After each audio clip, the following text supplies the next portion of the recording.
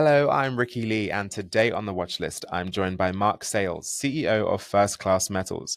The company has reported additional visible gold at its Roy prospect within the Sunbeam Project, continuing to build momentum from its drilling program as it works to define the scale of mineralization across the property. Marc, welcome to the Watchlist. Thank you very much for having me, Ricky. Pleasure. The pleasure's all mine. So, Marc, visible gold is always a notable indicator in early stage drilling, right? So, particularly when it appears across multiple intercepts. You've now identified it in two separate sections from your second drill hole at Roy. How does that strengthen your confidence in the scale and grade potential of the system? Obviously, it's an amazing uplift for us to see visible gold. And I should probably emphasize that we're not talking 1 or 2 grains.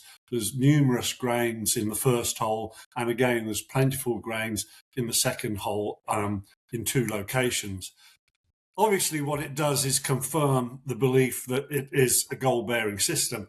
That we sort of knew because we're drilling around an old shaft. So we know that there is potentially gold there. But the importance of the gold in this second hole is we changed the azimuth, the direction of the drill hole, in order to try and test the plunge of the mineralization.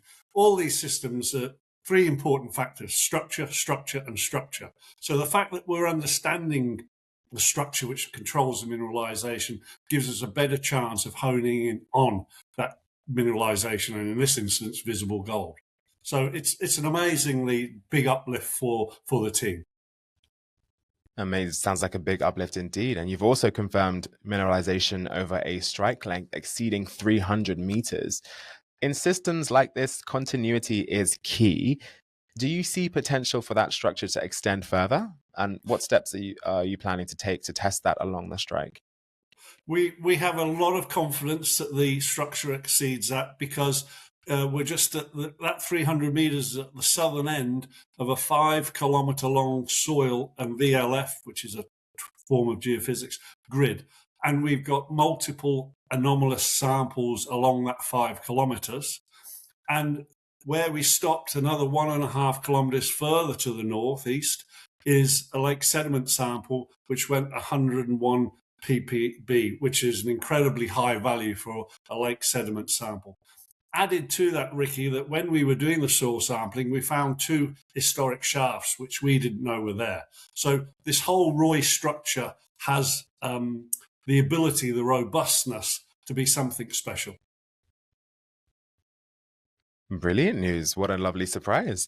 So, with consistent results then coming through like this across multiple holes, like we've mentioned, the story is really starting to build up here. So, as you look out over the next few years, how do you expect the Sunbeam project to evolve, and what key milestones should investors be watching as you move toward potential resource definition? The Sunbeam property is an incredibly well-endowed property. The Roy structure is one of 3 structures on the property. Each of those 3 structures has historic development on it. Each of those 3 structures is over 10 kilometers long. And we're just looking at a snapshot at the moment. But what's critical is, as I mentioned earlier, once we understand the structure which is defining the mineralization, and we chose Roy because that's where we had the most geological knowledge, we will then transfer that knowledge, that success, to the Pettigrew structure, and then lastly the Sunbeam structure. And the Sunbeam structure is the one that had the historic gold mine on it. It was down over 150 meters.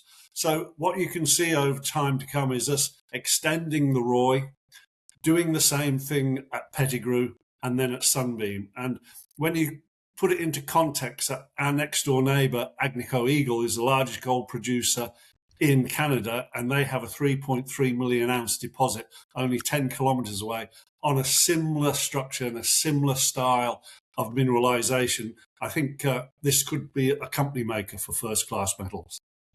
Wow, well, fingers crossed for you. It all turns up gold. Thank you for your time today, Marc. Thank you, Ricky. Look forward to the next opportunity.